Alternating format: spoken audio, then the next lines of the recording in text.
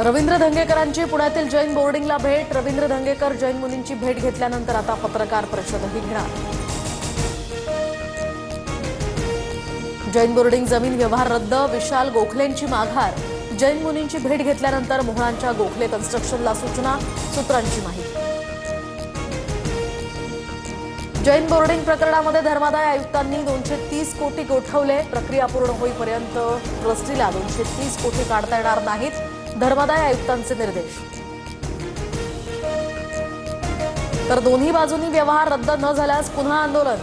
आता दुसरा अंक सुरू, तिसरा अंक सुरू झाल्यास राजकीय जीवनाची चिरफाड करेल, धंगेकरांचा पुन्हा एकदा मोहळांना इशारा। तर आमची लढाई अजूनही संपलेली नाही, संपूर्ण डील रद्द झाली तर जल्लोष करू, अन्यथा उपोषणाला बसू, जैन मुनींची माहिती। जैन बोर्डिंग जमीन व्यवहारांमध्ये ट्रस्टींमधील मतभेद उघड, अर्धवट माहितीच्या आधारे सही घेतली। अनेक वेळा ट्रस्टींना सांगून सुद्धा व्यवहार रद्द नाही, माजी ट्रस्टी चकोर गांधींचा पत्राद्वारे दबाव टाकल्याचा दावा।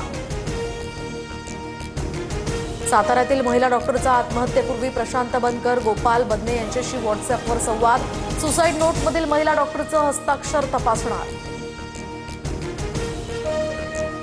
महिला डॉक्टरच्या आत्महत्येशी रणजितसिंग निंबाळकरांचा काहीही संबंध नाही, मला थोडीशी जरी शंका असती तरी या कार्यक्रमाला आलो नसतो, मुख्यमंत्री फडणवीसांकडून क्लीन चिट।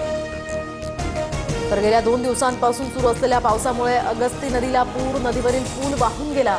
चिंचोडी खुर्द आणि रायते गावातील वस्त्यांचा संपर्क तुटला। राज्यात पुढील 2 ते 3 दिवस वादळी पावसाची शक्यता। कांदा, सोयाबीन, कापूससह मका, टोमॅटो आणि भाजीपाल्याला त्याचं नुकसान।